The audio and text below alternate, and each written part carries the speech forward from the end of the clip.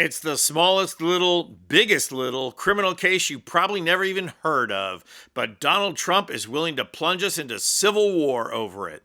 Trump has been pushing for a criminal in Colorado to be pardoned right from the get-go, but lately he's been issuing the kinds of threats and tactics that go even beyond Los Angeles, Chicago, and Portland. I'm going to reveal what's driving Trump to set up a conflict so large it could create political havoc in this country. So hit that subscribe button so we can continue to bring you the kind of groundbreaking media analysis that mainstream corporate media just can't be bothered with.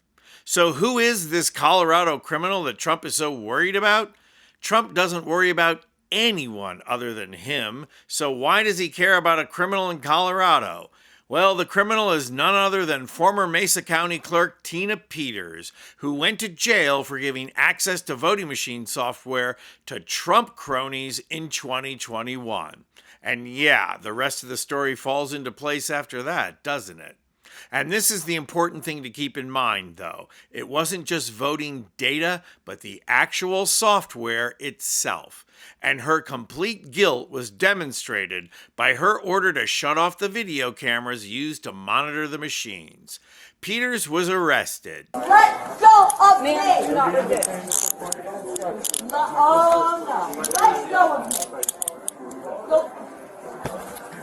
It hurts! Let go of me! And she was convicted and sentenced. There are many things in my mind that are crystal clear about this case. You are no hero, you abused your position, and you're a charlatan who used and is still using your prior position in office to peddle a snake oil that's been proven to be junk time and time again. And all of that under Colorado state law and all within the Colorado legal system. And that's the most important point in this story. She is guilty of state crimes and cannot be pardoned by Trump. So first, Trump went on a pressure campaign to free Tina Peters, posting his usual kind of Trump rants on social media. Trump was hoping the people of Colorado would take up the call. They didn't. It fell on deaf ears. Trump took it one step further this week by issuing a pardon for Tina Peters. Only problem is, Trump can't pardon a state criminal. So both the Attorney General and the Governor of Colorado told voters that they are not going to cave to Trump. Practically speaking, what happens if representatives of Tina Peters and or the president show up at the state prison in Pueblo tonight or tomorrow and say Tina Peters is coming with us? Will she be released by the state of Colorado while this plays out? No, there's no legal authority for any federal government action to take a prisoner who's in state custody, lawfully having been tried, convicted, and sentenced. So then the Peters legal team, desperate to keep up the pressure, appeared on Steve Bannon's War Room to up the ante a little more.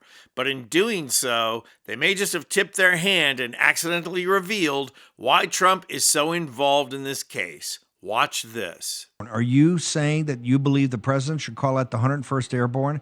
They should go to her prison in Colorado and say, hey, boys, the pros from Dover are here, back off. We're taking Tina Peters and we're going to take her today. Because this audience would 1,000,000% back you, back the Justice Department, back the Secretary of War, back the President of the United States if we did that tomorrow morning. And that's the type of thing it's going to take. Two things are happening here. First, yeah, they're trying to keep up the pressure. But second, they're sending up trial balloons to see how the public reacts to these ideas, which then gives data to Team Trump. But the ease with which Peter Tickton got on Bannon's admittedly two-bit show reveals something more. It shows that Tickton probably has back-channel access to Trump, and he keeps the pressure on Trump to do something. So given that Trump never does anything except for himself, how could Tickton pressure Trump? The most likely answer is that Peters has information that could damage Trump. So then the question becomes, what possible information could Peters possess? Well, that answer threatens to tear this country in two.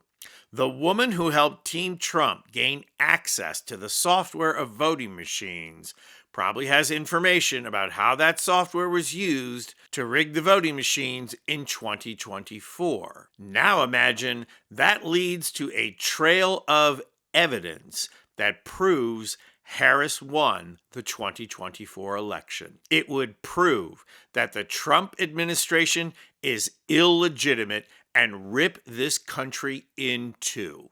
We certainly couldn't depend on the Supreme Court to make things right. So keep your eyes on Tina Peters, because as far as Trump is concerned, she's a dangerous woman. I'm Anthony Vincent Gallo for Occupy Democrats. And if you like this video, please hit the like button and subscribe to our channel. You'll not only help out our channel, you'll be taking concrete action and helping get rid of Trump and the MAGA movement who ushered him in.